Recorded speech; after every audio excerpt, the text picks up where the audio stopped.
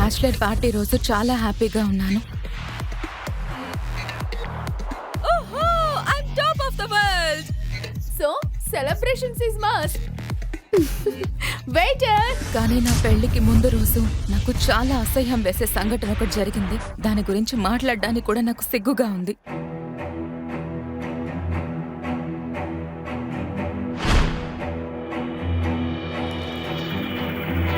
ఎవరో నా డ్రింక్ లో మత్తు మందు కలిపారు. నేను స్పృహ కోల్పోయిన తర్వాత నన్ను ఒక హోటల్ గదికి తీసుకెళ్లారు.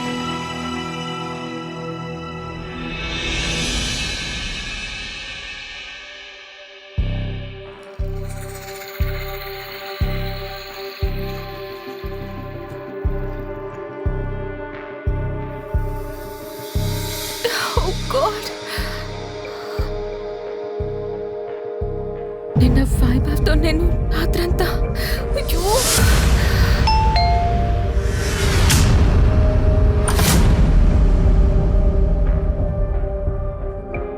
వైభవ్, నువ్వు బయటికి ఎప్పుడు వెళ్ళావు?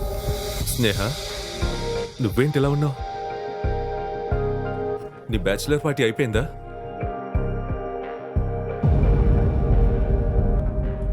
వైభవ్, వైభవ్ నా మాట విను. నా పేరు పలకడానికి కూడా నువ్వు ధైర్యం చేయాలనుకోకో. ఈ పేట్, ఈ బట్టలు, ఈ టై అండ్ ఇంకా ఈ తాగుడు నిజమంతా బయటపడింది. మన పెళ్లి 2 రోజుల్లో పెట్టుకొని నువ్వు నిన్న రాత్రి ఎవరితోనో గడిపావు. నిన్ను పెళ్లి చేసుకోవడం ఇక వేస్ట్.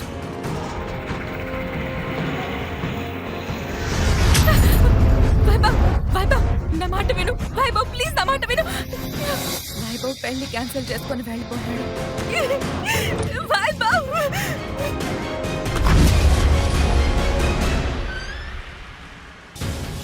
పెళ్లి గిఫ్ట్ అలాగే ఉండిపోయింది. పోయిన రాత్రి నేను తాగిన డ్రింక్ లో మత్తు మందు కలిపింది పర్ణికానే. పర్ణిక, నువ్వు నన్ను ఎందుకు ఇంతలా మోసం చేశావు? ఎందుకు? ఎందుకంటే నేను వైభవ్కి మరదలు నవ్వాలనుకోలేదు, భార్య నవ్వాలనుకున్నాను. ఇక నిన్నైతే నేను ఎప్పటికీ నిన్ను సంతోషంగా ఉండనివ్వను.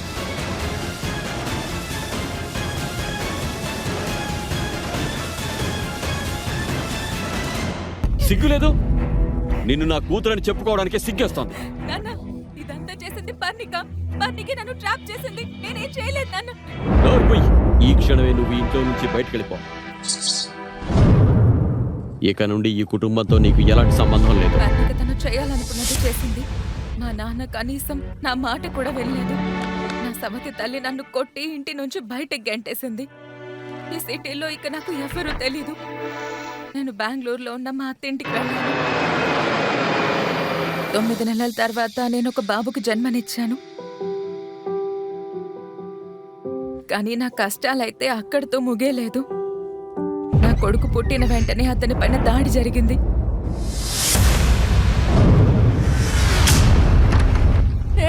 ఎవరు నువ్వు? ఏం చేస్తున్నావు? కాపాడండి, కాపాడండి. మా అత్తయ్య నా కొడుకుని కాపాడింది. ఆ వ్యక్తి ఎవరో తెలిసిందా మీకు? అతనెవరో నాకు తెలీదు, కానీ అతను మీ బిడ్డకు తండ్రి అని ఎవరో అంటున్నారు. అంటే అతను ఆ రోజు ఆ హోటల్లో నాతో ఉన్న వ్యక్తి. తను అసలు ఎవరతను?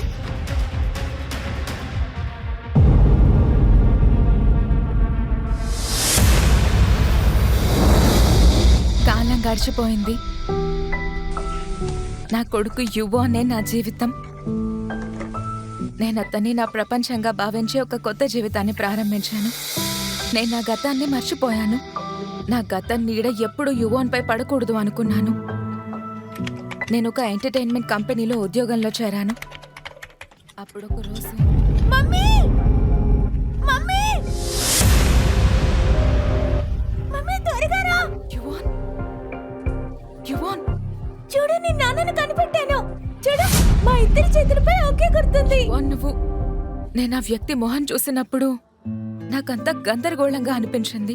అతని కళ్ళల్లోకి చూస్తుంటే అతనికి నాకు ఏదో సంబంధం ఉన్నట్టుగా అనిపించింది. మమ్మీ, ఈయనే నాన్న కదా? నాన్నని ఇంటికి తీసుకువెళ్దాం. యువన్, నువ్వేం మాట్లాడుతున్నావు? అతను మీ నాన్న కాదు. ఏమైంది నీకు? అక్కడికి మా మేనేజర్ వచ్చి నన్ను బాగా తిట్టారు. స్నేహ, నువ్వు యువన్ ఇక్కడి నుంచి తీసుకువెళ్ళు. కంపెనీ సీఈఓ అక్షయ్ వచ్చారు. యువన్, ప్లీజ్ ఆయన మీ నాన్న కాదు. హలో. స్నేహ వెంటనే నా క్యాబిన్కి రా. Yes yes sir, yes sir. గాడ్, యువన్ నా క్యాబిన్లోకి వెళ్ళి కూర్చో, నేను వస్తాను. అతను నీ కొడుకా? ఇదంతా చేయమని నువ్వు అతనికి చెప్పావా? లేదు సార్, మీరు వస్తున్నారని కూడా నాకు అస్సలు తెలీదు. నిజం చెప్పాలంటే నేను మిమ్మల్ని ఇంతకు ముందు ఎప్పుడూ చూడలేదు.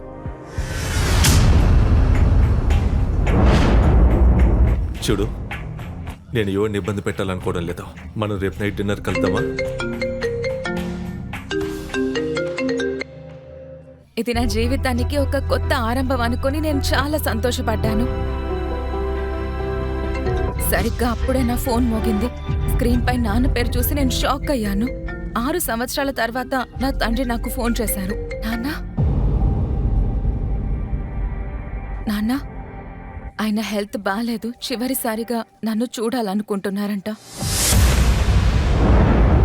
నేనిక ఉండలేకపోయాను. మరుసటి రోజు యువాన్తో కలిసి హైదరాబాద్కి వెళ్ళాను నేను. కానీ అక్కడ జరుగుతున్నది చూసి నా కాళ్ల కింద భూమి కంపించినట్లుగా అయిపోయింది. నాన్నా, ఏ స్నేహ,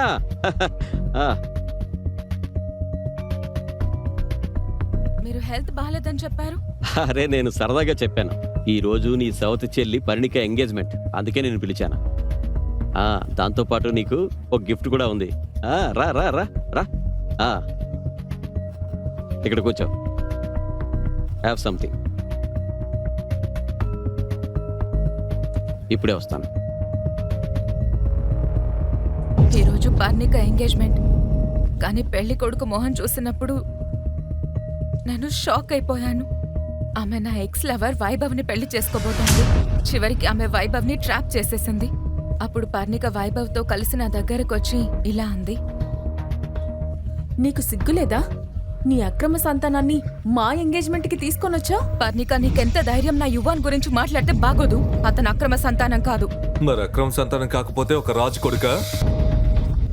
నేను నీకు చెప్పాను కదా, ఆ రోజు ఏం జరిగిందో నాకేమీ గుర్తులేదు. నాకు నిజంగా గుర్తులేదు ఆ రోజు రాత్రి ఏం జరిగిందో. ఎవరో నన్ను ట్రాప్ నువ్వేదో చేశారు. ప్రపంచంలోనే అత్యంత పవిత్రమైన దానిలా మాట్లాడుతున్నావు.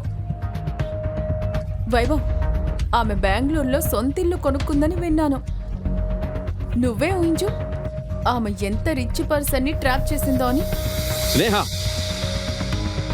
నేను నీ జీవితాన్ని బాగు చేయడానికి ప్రయత్నం చేస్తున్నాను. నువ్వు నీ ప్రవర్తన మార్చుకుంటే మంచిది. నేను నీ పెళ్లి ఫిక్స్ చేశాను. నిన్నొకరికి పరిచయం చేయాలి. పదా నాతో రా. ఈయన మిస్టర్ విశ్వేశ్వరరావు.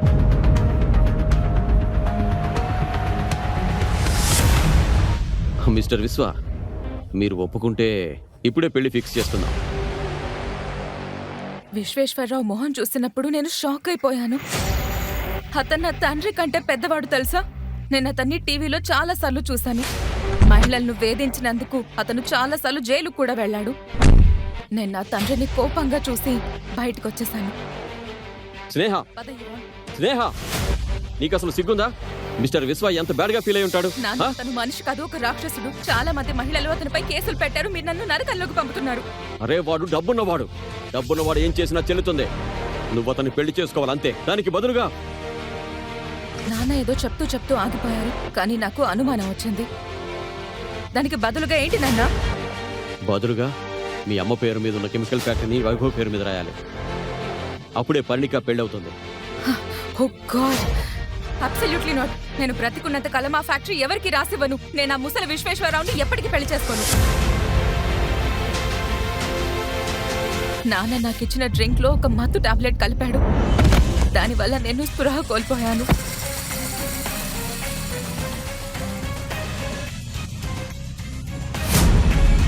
నేను తిరిగి లేచేసరికి హాస్పిటల్లో ఉన్నాను. యువాన్ నాతో లేడు. యువాన్, యువాన్,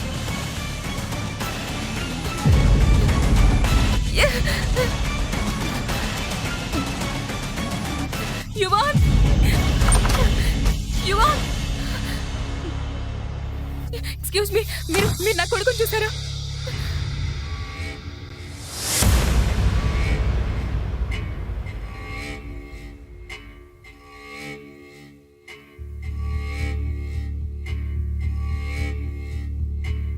లెటర్ చదువుతుంటే నా ప్రపంచం ఆగిపోయినట్లు అనిపించింది. ఆ లెటర్ మా నాన్న పంపించారు. అందులో ఇలా ఉంది: నీ అక్రమ సంతానమైన నీ కొడుకు నా అండర్లో ఉన్నాడు. అతను సురక్షితంగా ఉండాలి అని నువ్వు కోరుకుంటే మ్యారేజ్ కాంట్రాక్ట్ పై సైన్ చేసి మన ఇంటికి రా.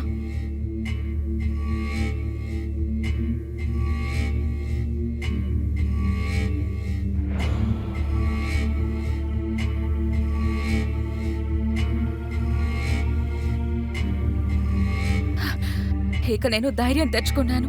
కానీ నాకైతే ఈ సిటీలో ఎవరూ తెలీదు. అప్పుడు నాకు అక్షయ్ గుర్తొచ్చి నేను వెంటనే అతనికి ఫోన్ చేశాను. Hello, hello. నేను స్నేహని. అక్షయ్ సార్, నాకు నాకు నాకు మీ హెల్ప్ కావాలి. ఎవరో నా కొడుకు యువాన్ని కిడ్నాప్ చేశారు సార్. ప్లీజ్ నాకు హెల్ప్ చేయండి. Please please. స్నేహ నువ్వేం వరి అవ్వకో. అతనికేమి జరగదు. నేను ఫ్లైట్ ఎక్కుతున్నాను. ఈ రాత్రికి అక్కడ ఉంటాను. హలో హలో, నా చివరి ఆశ. అక్షయ్ కూడా ప్రస్తుతం ఈ సిటీలో లేడు. కానీ నేను నా కొడుకు యువాన్ని ఎలాగైనా కాపాడాలి, ఎలాగైనా కాపాడాలి.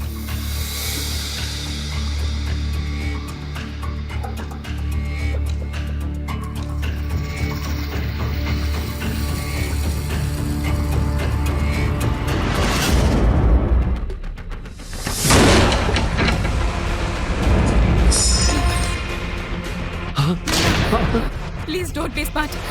ప్లీజ్, లేకపోతే ఒక కూతురు తన కొడుకుని కాపాడడానికి సొంత తండ్రిని షూట్ చేయాల్సి వస్తుంది. No. ప్లీజ్ నాన్న, ప్లీజ్ అలా చేయకు. ఇవాన్, ఇక్కడికి రా. మమ్మీ దగ్గరికి రా. త్వరగా రా, త్వరగా రా. ఎంత బాధ పెడతావు స్నేహ? నేను నీకు న్యాయం చేయాలనుకుంటున్నాను, కానీ నువ్వు ఒక దోషిగా ఉండాలనుకుంటే నేను నిన్ను అలాగే ఉంచుతానులే. రెండు వైపుల నుంచి ప్రమాదం పొంచి ఉంది. కానీ యువాన్ కోసం ఏదైనా కరెక్టే. కాబట్టి నేను విశ్వేశ్వరరావుని పెళ్లి చేసుకోవడానికి మ్యారేజ్ పేపర్లపై బలవంతంగా సైన్ చేయాల్సి వచ్చింది. యువాన్! అయ్యో, అన్ని తర్వాత కలవచ్చులే. టైం ఎంత తొందరగా మారిపోతుందో కదా స్నేహ. 6 ఏళ్ల క్రితం నువ్వు వైభవ్తో ఉన్నావు. ఇప్పుడు చూడు, నువ్వు విశ్వేశ్వరరావుతో ఉన్నావు. ఇప్పటి వరకు విశ్వేశ్వరరావు రెండవ భార్యకి ఏమైందో ఎవ్వరికీ తెలీదు. జాగ్రత్తగా ఉండు. నువ్వు చాలా జాగ్రత్తగానే ఉండాలి స్నేహ. నువ్వు కూడా జాగ్రత్తగా ఉండాలి పర్ణిక. ఎందుకంటే వైభవ్ నా ఫ్యాక్టరీ కోసం నేను పెళ్లి చేసుకుంటున్నాడు. ఫ్యాక్టరీ వచ్చాక నేను వదిలేస్తే నువ్వేం చేస్తావు అప్పుడు? మరి వైభవ్ గురించి ఒక్క మాట మాట్లాడావంటే బాగోదు. నీకు నీ బిడ్డ జీవితం గురించి పట్టదా? అందుకే నేను ఎంత డ్రామా చేస్తున్నావు? నా మాట జాగ్రత్తగా విన్నావు. విశ్వేశ్వరరావుని పెళ్లి చేసుకోవడం మన కుటుంబానికి మంచిదే. పదా. లేదు నాన్న, నాన్న, నాన్న. మాట్లాడుకో.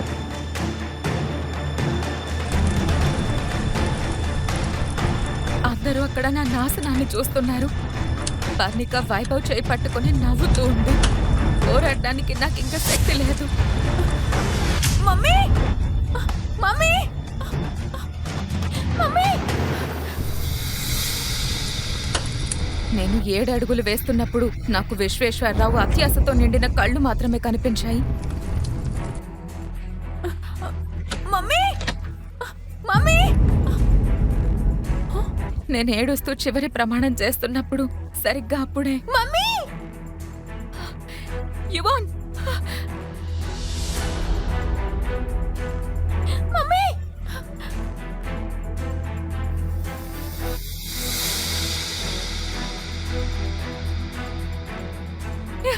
నువ్వు బానే ఉన్నావు కదా? మమ్మీ, నువ్వు ఇంకా పెళ్లి చేసుకోవాల్సిన అవసరం లేదు. నేను ఇక ఈ పెళ్లి చేసుకోలేను. మళ్ళీ డ్రామాలేంటి స్నేహ? నీ బిడ్డ బ్రతకాలని ఉందా లేదా?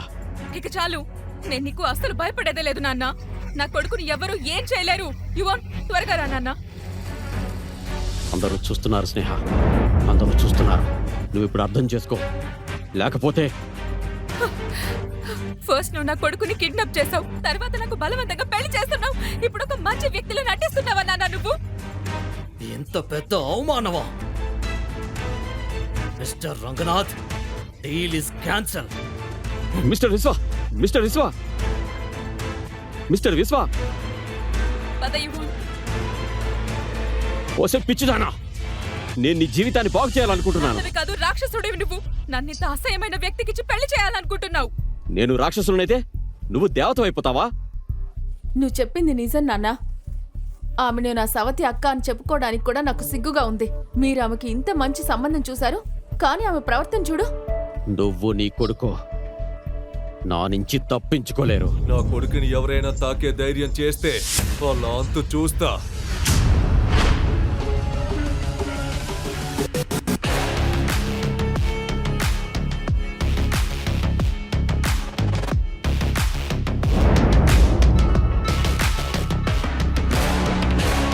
నేను అక్షయ్లో ఒక సపోర్టర్ని చూశాను. నేను అతన్ని హక్ చేసుకున్నాను.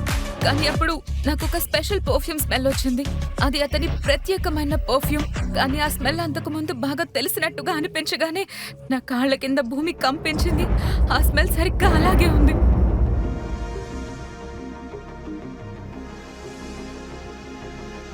స్నేహ, నన్ను ఇప్పుడే ఈ క్షణమే పెళ్లి చేసుకుంటావా? స్నేహ ఆమె కొడుకు యువన్కు ఆ తర్వాత ఏం జరిగింది? ఈ ప్రశ్నలన్నిటికీ సమాధానం తెలియాలంటే వెంటనే డౌన్లోడ్ చేసుకోండి పాకెట్ FM. వినండి సూపర్ హిట్ సిరీస్ మధురం.